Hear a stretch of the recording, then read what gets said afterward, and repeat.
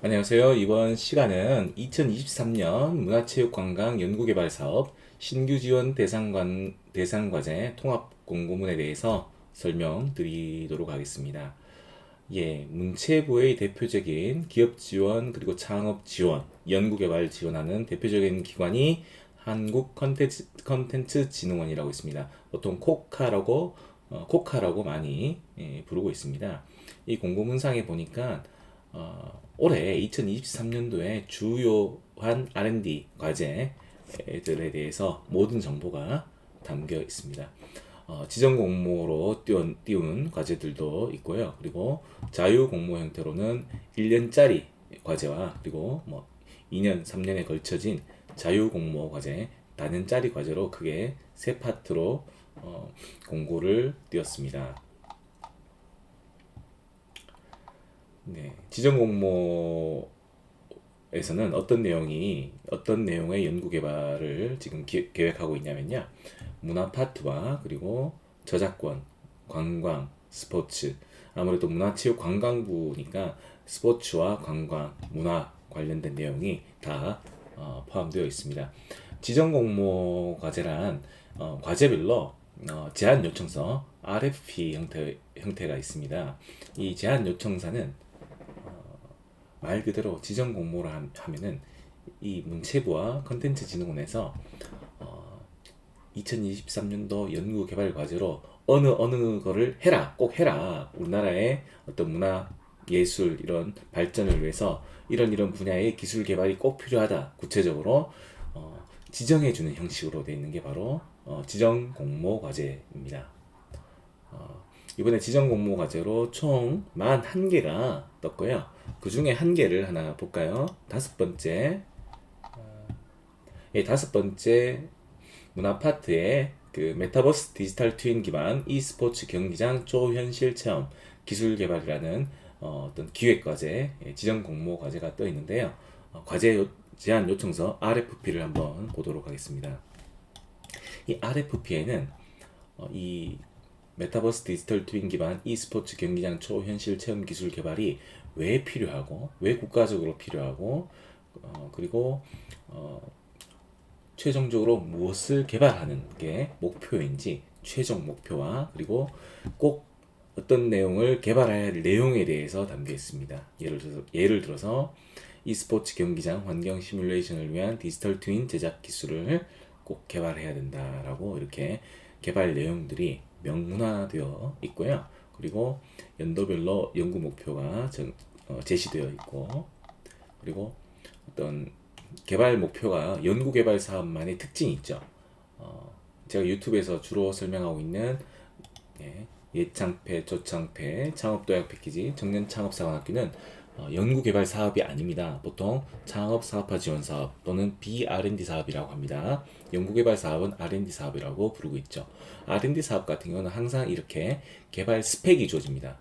정량적인 스펙이죠. 다 정량적으로 제시되어 있죠. 그래서 이 정량적 스펙을 만족해야지 최종 평가 때 평가에서 합격 판정을 받을 수 있습니다. 예를 들어서 메타버스 e스포츠 클라우드 디바이스 간 처리 시간, 메타버스나 이런 부분은 처리 시간이 중요하겠죠. 그래서 세계 최고 수준 구글 같은 경우는 20ms라고 되어 있네요. 단위가 20ms인데 이번 과제를 통해서 이 RFP에는 어떤 목표가 제시되어 있냐면 최종적으로 3단계 갔을 때는 20ms로 미국의 구글 수준만큼 개발하는 것을 목표로 하고 있습니다.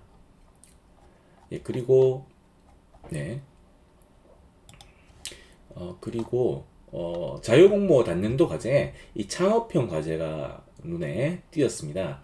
창업형 과제로 지원 대상으로 자격 요건을 창업 7년 미만의 중소기업으로 정했고요. 다른 과제들 보니까 창업 7년 이상 중소기업 현장형 같은 경우는 그리고 후속형 같은 경우도 창업 7년 이상 중소기업으로 창업기업들 보통 법적으로 우리나라에서 창업기업이라 하면 창업한 지 7년 이내의 기업을 창업기업이라 합니다. 그래서 이 코카 문체부 연구개발 사업에는 주로 창업 7년 이상 기업들이 많이 참여하는 것을 볼 수가 있는데요. 이렇게 이번에 자유공모 창업형 새싹형 과제로 창업 7년 미만의 중소기업들도 참여할 수 있는 부분이 있었습니다. 과제별 지원 규모가 3억 이내고 총 7개의 과제를 모집한다고 합니다. 이것은 아까 말씀드렸던 지정 공모 형태가 아니고 자유 공모입니다. 분야는 영화, 음악, 뭐 방송, 영화, 만화, 캐릭터 분야의 어떤 자유로운 분야에 대해서 이 7년 미만의 중소기업들이 내가 이러한 부분의 연구 개발을 한번 해보겠다라고 제안을 해서 심사를 거쳐서 선정되는 그런 절차를 갖고 있습니다. 제가 연구개발 사업에 대해서 저희 티스토리 블로그 창업산업원의 비밀 노트에 스타트업을 위한 정부 R&D 지원금 확보 팁 시리즈 강좌를 제가 제 블로그 초창기에 올린 적이 있었습니다. 보시면은 시리즈 강의로 정부의 R&D 지원 사업 사례 분석 인트로로 제가 강의를 포스팅을 했었고, 사업 공고문을 어떻게 분석해야 되는지 또 분석하는 방법에 대해서도 상세하게 1편, 2편, 3편 그리고 4편에 대해서 정부 지원 사업 공고문 분석을 어떻게 해야 되는지 좀 설명을 올렸고요. 그리고 정부 지원 R&D 사업 같은 경우에 평가 절차 방식에 대해서 설명을 했었습니다. 그리고 아까 지정 공모 과제 설명을 하면서 RFP에 대해서 잠깐 언급을 했는데요.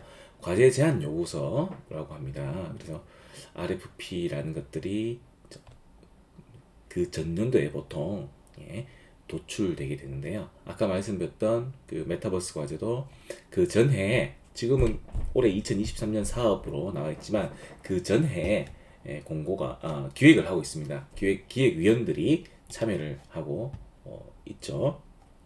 보면은 또 참고하실 게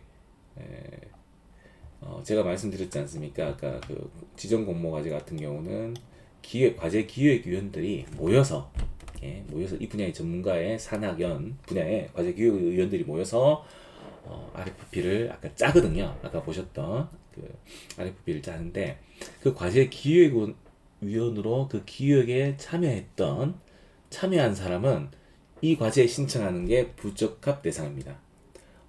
어찌 보면 당연하겠죠.